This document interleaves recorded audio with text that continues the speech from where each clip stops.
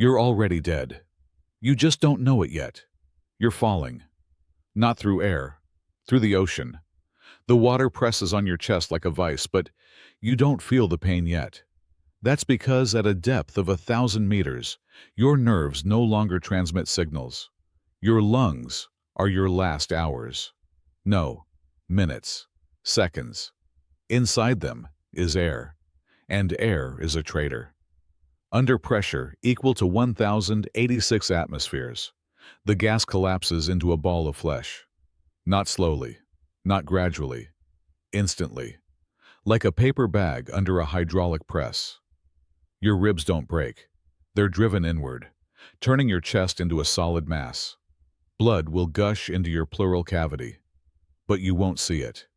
Your brain will shut down before it can register the threat. Do you feel it? The cold. Not like a freezer. Not like the Arctic. This is water at 1 degree Celsius. It sucks the heat out of you faster than you can shiver. Your body loses 2 degrees per minute. In 5 minutes, hypothermia. In 10, your heart will stop. But it's not beating anyway. The pressure crushed it earlier. And the darkness? It's not just the absence of light. It's dense, like concrete. At the bottom of the Mariana Trench, it's darker than in a sealed coffin. Your eyes are useless. Your pupils are dilated to their limit. But there's not even a hint of a gleam. No bioluminescent worm, no spark. Only black, eternal. And oxygen? There isn't any. Not in the water, not in you. You'll suffocate before you reach 3 kilometers. But even if you could breathe, the pressure would kill you first. Imagine that this is happening to you. Would you survive? No. But a human has been there. James Cameron, in a titanium capsule, as thick as your palm. Without it, he would be dust. And you're naked. And every inch of your body is a target for the ocean. Pressure, cold, darkness, lack of air. 4 killers. None give you a chance. None wait. You're already dead. You just haven't hit the bottom yet. You take a breath. Just a breath. And you die. Your lungs don't just compress. They burst. The same millisecond the water engulfs your chest, the pressure of 1,086 atmospheres crushes it inward. Imagine 50 Boeing 747s stacked on your palm. And all that pressure isn't on your skin. It's on every cell. You're not rubber. You're a bubble. And a bubble at a depth of 11 kilometers doesn't survive. It vanishes. The air in your lungs is a traitor. At such pressure, it compresses to a point. Not a ball. A film. Dust. Your alveoli tear like wet paper. Blood will flood your pleural cavity, but you won't feel it. Your nerves won't have time to scream to your brain. The signal will be cut off mid-route. You'll stop breathing before you even realize you're falling. Why? Because water is almost incompressible, and you are full of gas. Your lungs, intestines, ears, all of them are bombs with a reverse timer. At a pressure of 1,000 atmospheres, the volume of gas shrinks 1,000-fold. A balloon turns into a speck, and your lungs into a mess. Even your bones won't save you. Prolonged pressure causes microfractures. But you won't need prolonged, 300 milliseconds, and the gas cavities will disappear, as if they were never there. Do you feel it?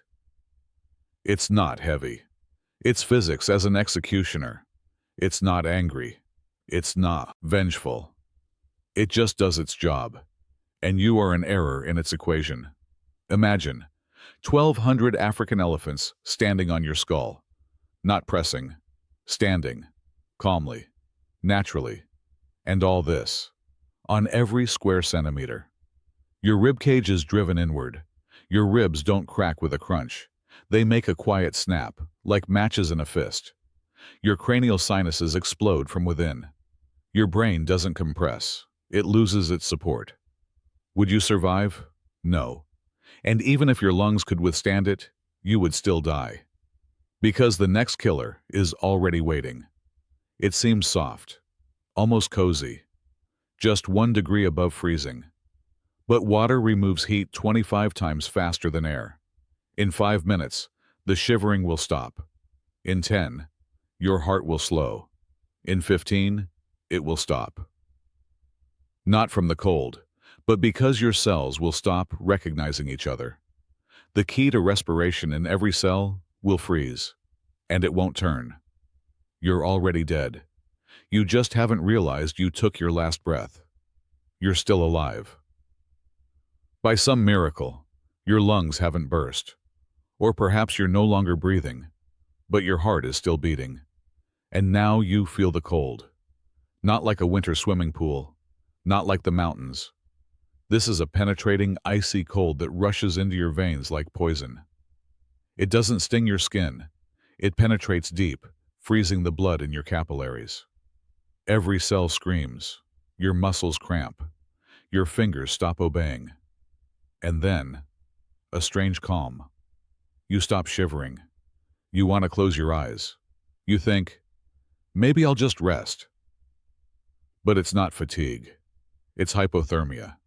And it's already shutting down your brain, like a light in an empty room. First the periphery, then the center, and finally, the brainstem, which controls breathing and heartbeat. Why does this happen? Because water is a much better conductor of heat than air. Air is an insulator. It keeps heat close to the body. But water is a thief. It instantly carries heat away from your skin, muscles, and internal organs. At a temperature of 1 to 4 degrees Celsius without thermal protection, your body loses heat at a rate of 25 watts per kilogram of mass, 25 times faster than in air at the same temperature. Within 5 minutes, your body temperature drops below 35 degrees Celsius, the threshold of hypothermia. Shivering begins. After 10 minutes, confusion, slowed speech, loss of coordination. After 15, loss of consciousness. And after 30, irreversible brain damage. And all this in moderate water, which on the surface no one would call deadly. But in the deep ocean, moderation is an illusion. 15 minutes. That's how much time you have to stay conscious. 30. And your brain won't recover. Even if they pull you out. Even if doctors fight for you.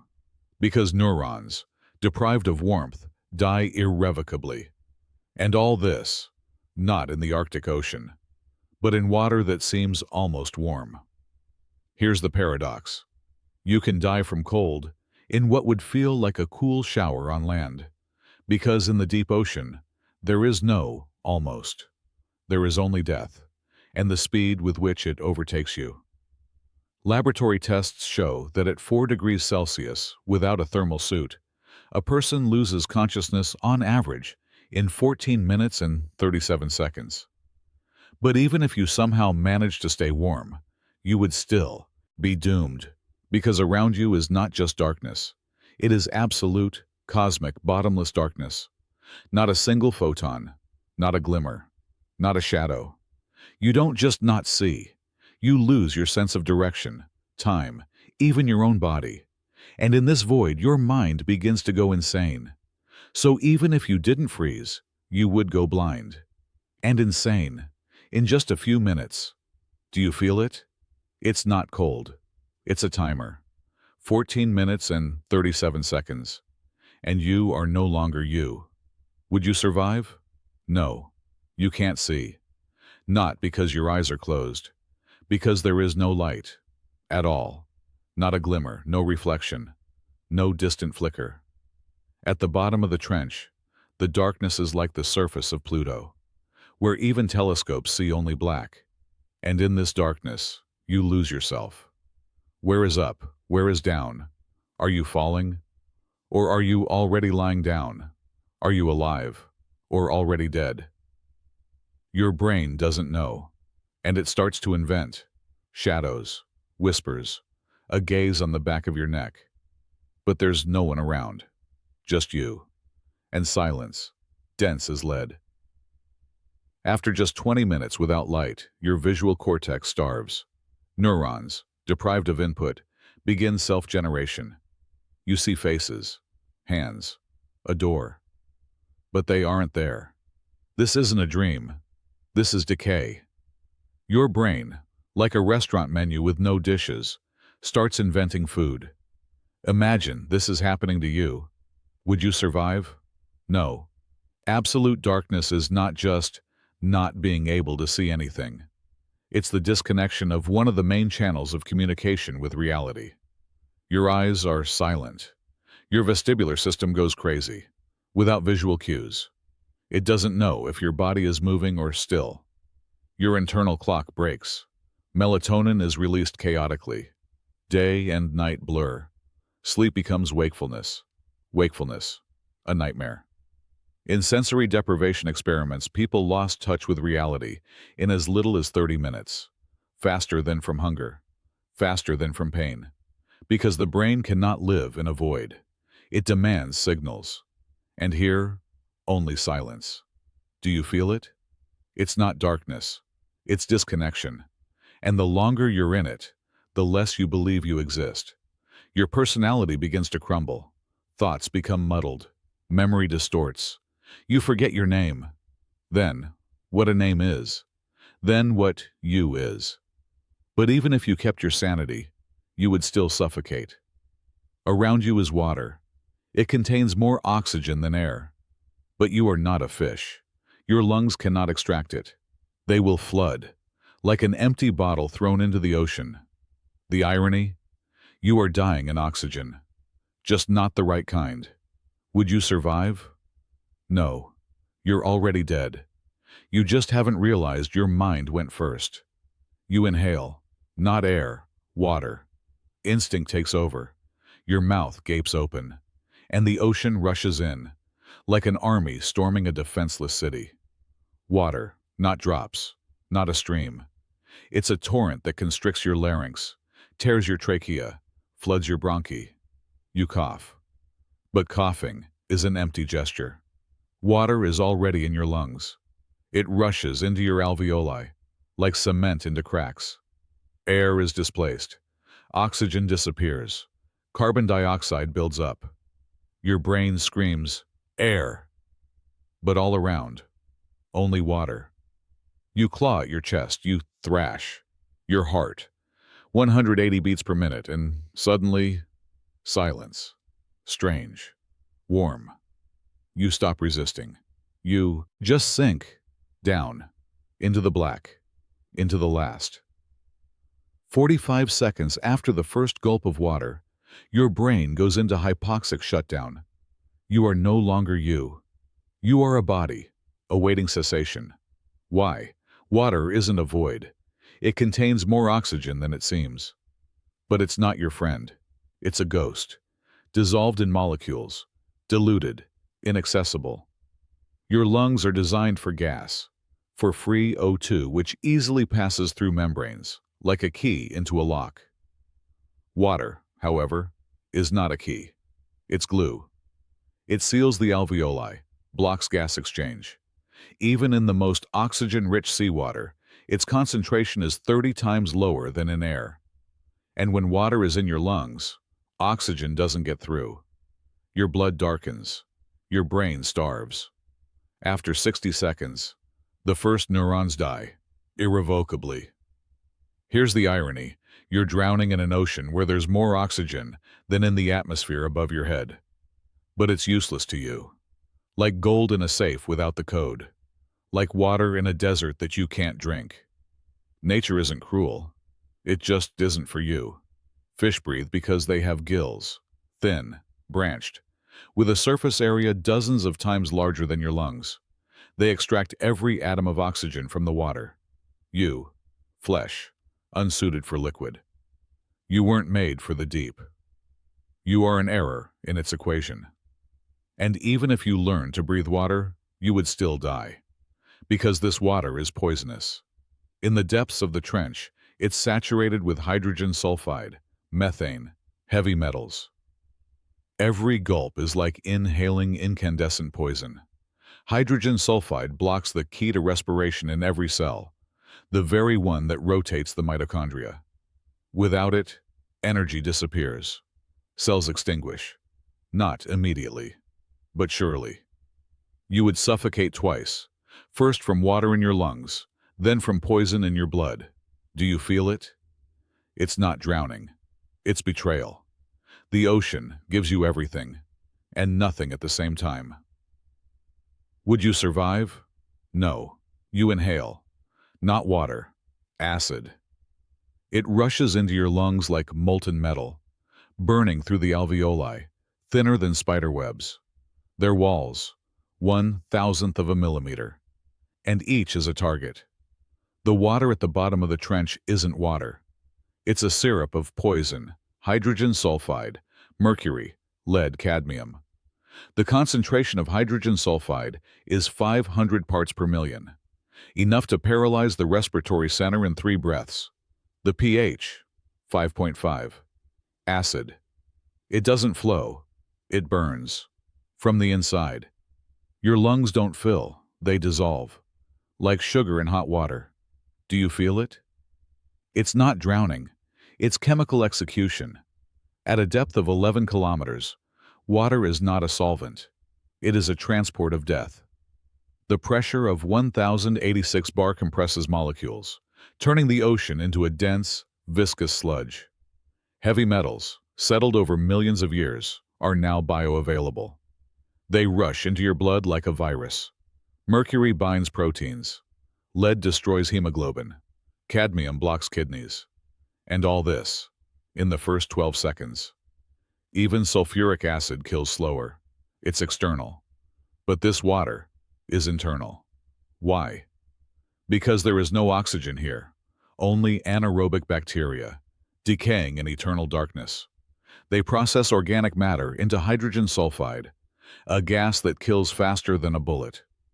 It finds the key to respiration in every cell, cytochrome, oxidase, and breaks it. Energy disappears. Mitochondria extinguish.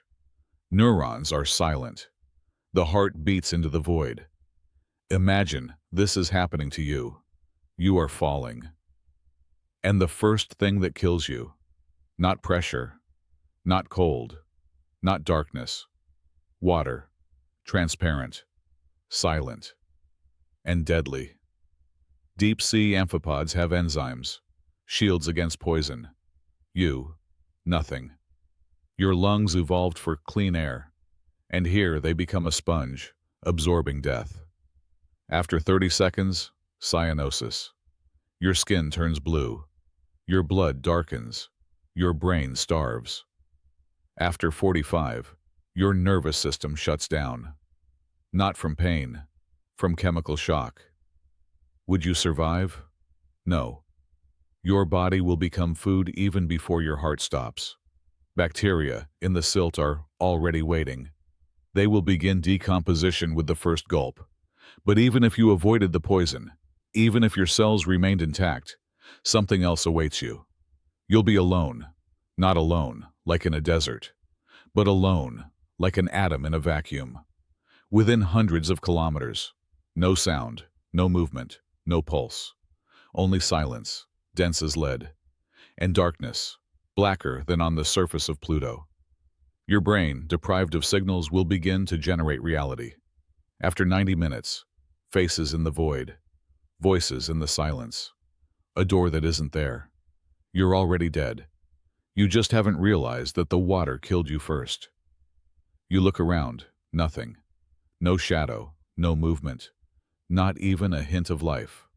Only murky silt, like the ashes of a dead world, and rocks covered in a slime of bacteria, millions of years old. They breathe hydrogen sulfide, as you breathe air.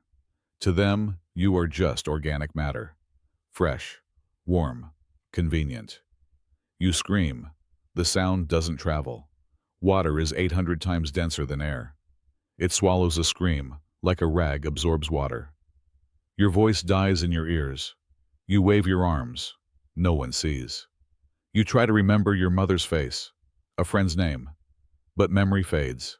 The hippocampus, deprived of light, sound, smell, stops working.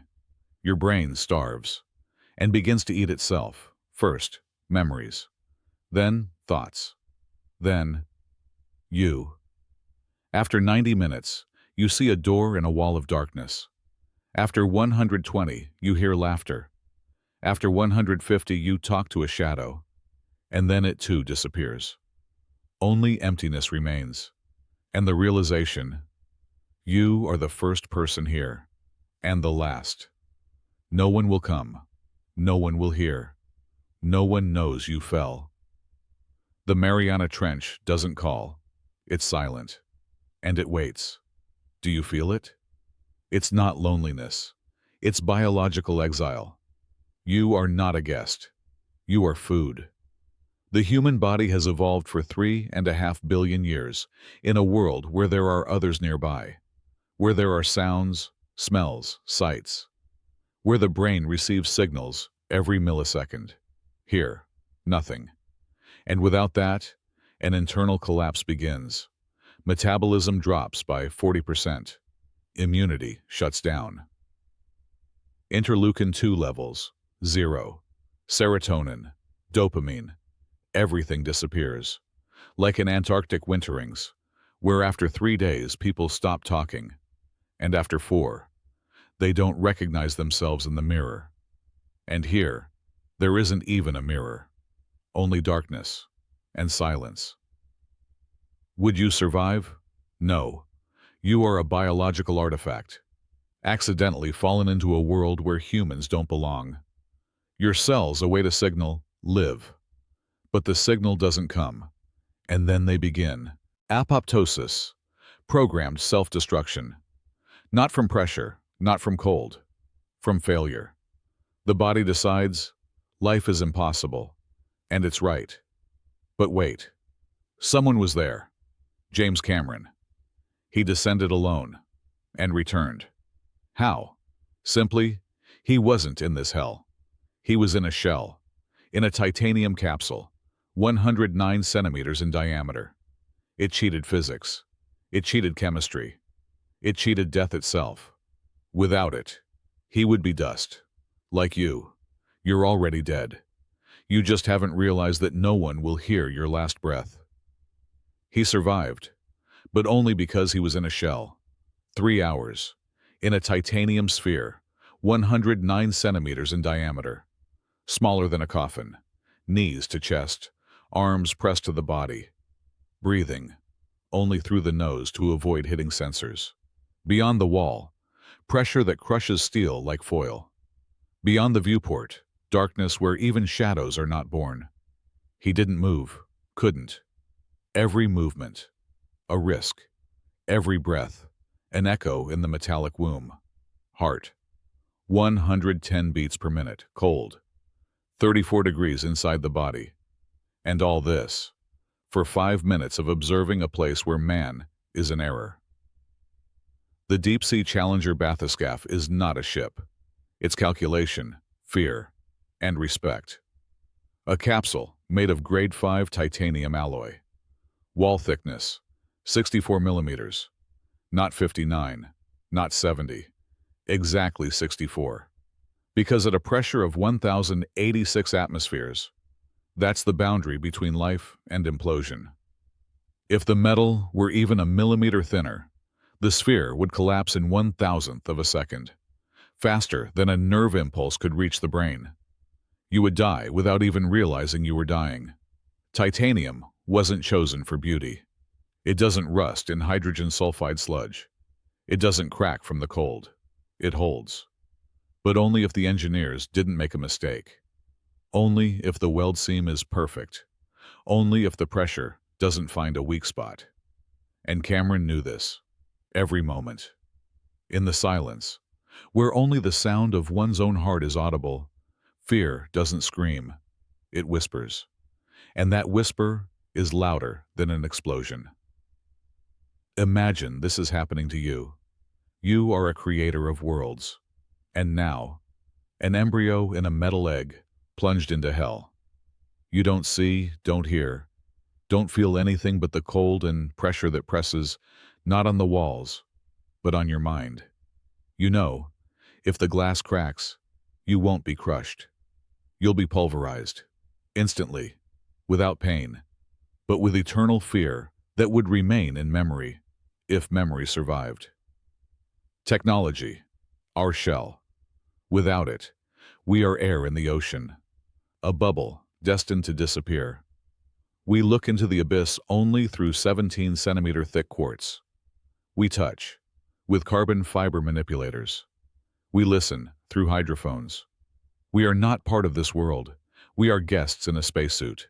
And the further we go, the clearer it becomes. Victory is not in conquering the deep, but in recognizing it will not accept us. Would you survive? No. But Cameron returned. Not because he is stronger, but because engineers calculated every microcrack. And titanium is not a hero. It's just a shield. Fragile. Last. Between you and eternal darkness. Your lungs are the first to go. Pressure crushes them like an empty can in a fist. Your chest volume drops by 70% in 2 seconds. It doesn't just compress. It obliterates. The air inside, no salvation. It becomes a blade, piercing your flesh from within. Your heart, the second. It beats in icy blood. 32 degrees, and the rhythm falters. 30. And it flutters like a fish on a deck. Water draws heat 25 times faster than air. It doesn't cool. It sucks it out. Like a vacuum pump, ripping from you the very possibility of living. Your brain, the third. Hypoxia. 45 seconds, and you don't remember why you breathed. Oxygen in the water. Less than 1/10 of a milliliter per liter. 200 times less than at the surface. You die in an ocean full of oxygen that doesn't belong to you. Like gold behind glass to a pauper. And then, you. Not your body. Not your name. Not your memories. Just you. Is erased. Your vestibular system goes crazy without light. Where is up? Where is down? Are you falling or already lying there? Your brain, deprived of orientation, begins to eat itself. First, logic. Then fear. Then the will to live. This isn't a piecemeal death. It's a cascade. One system falls and pulls everything else with it, like a domino of flesh. Do you feel it? It's not cold, not darkness, not pressure. It's surrender. Your body understands. There's no chance here. And it gives up. His body touches the bottom, silently, like ashes after a fire. The water, not a shroud. It's a solvent. Hydrogen sulfide burns the skin. The cornea of the eye melts in 20 minutes. Shewinella bacteria gnaw at the flesh, like worms in a ripe apple. After an hour, facial features are erased. After a day, only bones in the silt. After a week, not even bones are left. Amphipods crunch them like crackers. The Mariana Trench doesn't preserve bodies. It recycles them, quickly, without memory, without a trace. Would you survive? No. We look into the abyss through titanium, through quartz, through sensors. But it doesn't look back. It's not angry, not envious, not afraid. It simply exists, where we don't belong. And perhaps in that lies its gift. Not a challenge, not a test, but a mirror. In it we see not conquerors of the deep, but children of light, lost in the darkness. Our greatness is not in breaking boundaries, but in understanding. Some doors are not for us. And that is not weakness. It is wisdom. Is it worth going where you will die in a minute? Yes or no? Write in the comments. Because the question isn't about depth. It's about you. About what is stronger within you. Curiosity or respect. The thirst for discovery or the thirst to prove you are a god. The deep has already answered. It said no, not with words, but with laws. And in that lies its honesty. Would you dare? Think about it. And then, write.